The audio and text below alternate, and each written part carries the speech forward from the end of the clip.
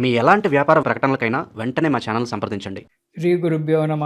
శ్రీ మహాగణాధిపతయే నమ. మకర రాశి.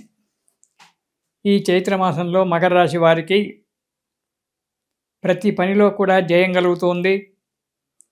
సానుకూలమైన వాతావరణం ఉంది. నిరుద్యోగులకు ఉద్యోగాలు దొరకడం అనేటువంటి జరుగుతూ ఉంటుంది. మనశ్శాంతితో జీవనం గడపడం జరుగుతుంది. ఇక కాంట్రాక్టర్లు కానీ ఇతరత్ర వ్యాపారస్తులు కానీ కొత్త పనులు చేపట్టడము అనేటువంటిది జరగడానికి మంచి అవకాశం ఉంది. ధనయోగం మంచిగా ఉంది. ఈ నెలలో వీరికి గృహానికి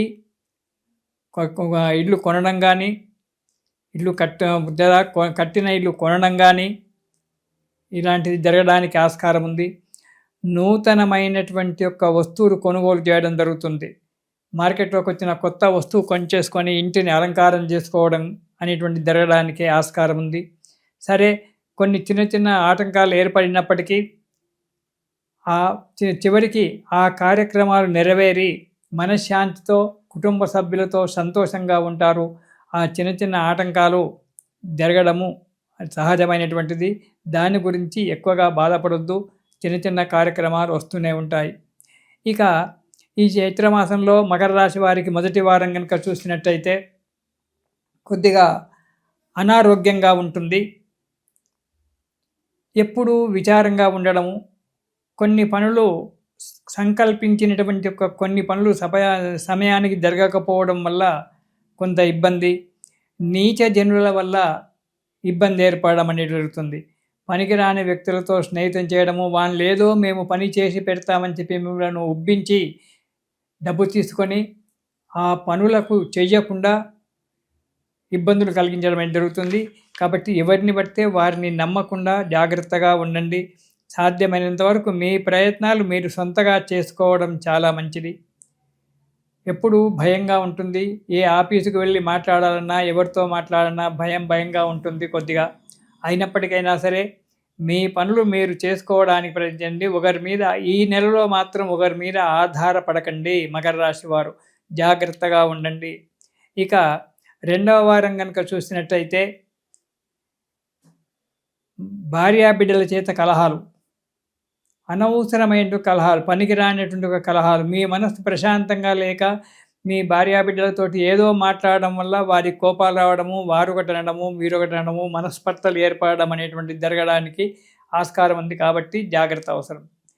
బంధువులతో మిత్రులతో విరోధాలు ఏర్పడేటువంటి ఆస్కారం ఉంది. కాబట్టి ఎవరితో మాట్లాడినా అంతే మాట్లాడండి.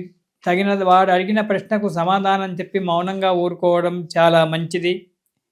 రెండవ వారంలో అగ్ని వలన కానీ దుష్టుల వల్ల కానీ కొన్ని బాధలు రావడానికి ఆస్కారం ఉంది.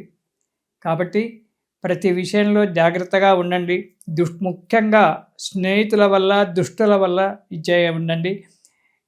ఏదో ఆఫీసులో ఒక పని నెరవేరాలి అంటే దానికి ఎవరో వచ్చి మేము చేస్తాము, మాకు ఆ ఆఫీసర్ పరిచయము, ఈ ఆఫీసర్ చేయము, దీనికి 100 అవుతుంది 200 అవుతుందని చెప్పి నమ్మించి ఆ డబ్బు తీసుకొని పారిపోవడము, ఆ మాటలు మీరు నమ్మడము, డబ్బు నష్టపోవడము, దానివల్ల పని కాకపోవడము ఇలాంటి జరుగుతాయి. కాబట్టి సొంతగా మీరే కష్టపడి పని చేసుకోండి. ఈరోజు కాకుంటే రేపు జరగవచ్చు పని, కానీ మీరు సొంతగా చేసుకోవడంలో తృప్తి ఉంటుంది.